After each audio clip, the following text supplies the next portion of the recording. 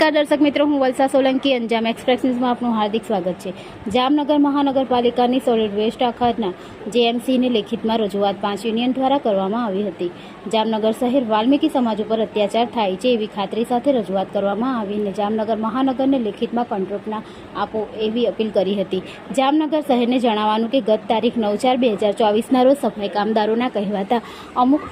લેભાગુ union દ્વારા જામનગર મહાનગરપાલિકા સફાઈ કામદાર તરીકે ફરજ બજાવતા ભાઈઓ માટેથી મરેલા જનાવર ઉપાડવાની જે કામગીરી કરાવવામાં આવે છે તે કામગીરી સદર બંધ કરો તેવી લેખિત રજૂઆત કરેલ છે, પણ તે રજૂઆત પાયા વિહોણી છે, એટલે કે ખોટી છે। કેમ કે મરેલા જનાવર ઉપાડવાની કામગીરી જો બંધ થાય તો લેભાગુ યુનિયન આગેવાનોને કોન્ટ્રાક્ટ લેવામાં સરળતા રહે। ઉપરોક્ત જામનગર મહાનગરપાલિકા વોર્ડ નંબર 90 ક વિભાગમાં મરેલા જનાવર ઉપાડવાની ફરજ બજાવતા સફાઈ કામદાર ભાઈઓને પણ આ કામગીરી સામે કોઈપણ પ્રકારનો વિરોધ પણ નથી, કેમ કે મરેલા જનાવર ઉપાડવાની કામગીરી કરતા સફાઈ કામદારો જામનગર મહાનગરપાલિકા દ્વારા પ્રોટેક્શન પૂરતી સાધન સામગ્રી પણ આપવામાં આવે છે, જેની નોંધ લઈ આજરોજ તારીખ 20/4/2024ના રોજ અખિલ ભારતીય સફાઈ મજદૂર કોંગ્રેસ ટ્રેડ યુનિયન જામનગર શહેર પ્રમુખ શ્રી હરીશભાઈ કે ચૌહાણ તથા ઉપપ્રમુખ શ્રી વ્રજલાલભાઈ મકવાણા, અખિલ ભારતીય સફાઈ મજદૂર કોંગ્રેસ ટ્રેડ યુનિયન ગુજરાત પ્રદેશ ઉપપ્રમુખ શ્રી સંજયભાઈ ચૌહાણ, પ્રભારી શ્રી મનોજભાઈ સોલંકી, અખિલ ભારતીય સફાઈ મજદૂર સંઘની યુનિયન જામનગર શહેર કન્વીનર જયંતિભાઈ ઝાલા, પ્રમુખ શ્રી રમેશભાઈ કબીરા, ગુજરાત પ્રદેશ અખિલ ભારતીય સફાઈ મજદૂર કોંગ્રેસ ટ્રેડ યુનિયન મંત્રી શ્રી મધુભાઈ વાડા, ભારતીય જનતા પાર્ટી સફાઈ કામદાર સેલ કન્વીનર શ્રી જયંતિભાઈ ઝાલા તથા શ્રી વાલ્મીકી સમાજ ગણેશવાસ પેટા પંચાયત પ્રમુખ શ્રી જીવણભાઈ વાઘેલા, મંત્રી શ્રી મધુભાઈ વાડા તથા સહકારમાં જામનગર જિલ્લા વાલ્મીકી મધ્યસ્થ પંચાયત યુવા પાક પ્રમુખ શ્રી મયુરભાઈ ડંડિયા, મહાવીરનગર પેટા પંચાયત પ્રમુખ શ્રી કાંતિભાઈ પાટણસા, મંત્રી શ્રી વિનુભાઈ સોલંકી, રામેશ્વર પેટા પંચાયત પ્રમુખ શ્રી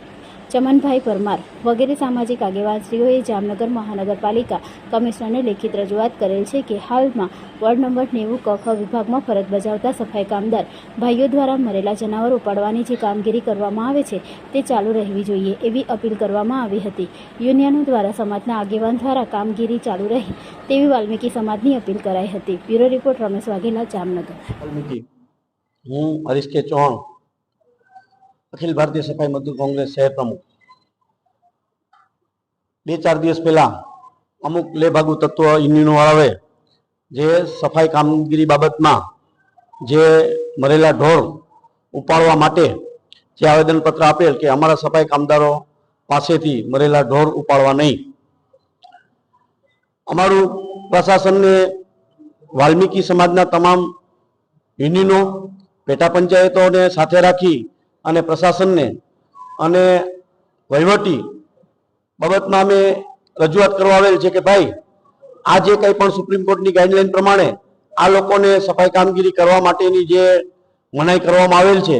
તો એ બરોબર છે કે ભાઈ મનાઈ થવી જોઈએ, પણ સાથે સાથે અમારી રોજીરોટી ન છીનવાય એ માટે કોન્ટ્રાક્ટ દેવાની બાબતમાં આવે છે તો અમે આ લેભાગુ યુનિયનનો સખત વિરોધ કરીએ છીએ અને એને વખોડી કાઢીએ છીએ। બીજા નંબરની અમારી રજૂઆત છે કે જે કોઈ પણ મરેલા ઢોર ઉપાડે તેમને કાયદેસરની કીટ આપવામાં આવે। દાખલા તરીકે હમણાં કોરોના સમય દરમિયાનમાં જે કીટ આપવામાં આવેલ હતી, જે કાયદેસર આખી કીટ દેવામાં આવે કે જે એના હાથ, પગ અને મોઢું ઝકાઈ જાય,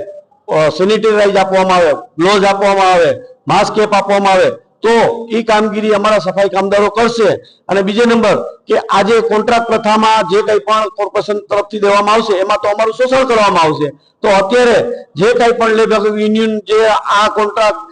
લેવા બાબતની જે એની ચાલ છે એમાં આ અધિકારીઓ ઉપર જે કંઈ પણ લેખિતમાં એને રજૂઆત કરેલ છે કે ભાઈ આ કામદારો પાસેથી આવું કામગીરી કામ નહીં લેવાની, તો અમે કામદારોને વિશ્વાસમાં રાખી અને કામદારોને અન્યાય ન થાય એ માટે એની રોજીરોટી ન છીનવાય અને કાયદેસર મ્યુનિસિપાલિટી તરફથી કામ કરવામાં આવે અને એને પોતાને કાયદેસરના માસ્ક કેપ અને પૂરેપૂરી કીટ આપી અને કામગીરી લેવામાં આવે તેવી અમારી પ્રશાસનને અને પદાધિકારીઓને રજૂઆત છે। જય ભીમ, જય વાલ્મીકી।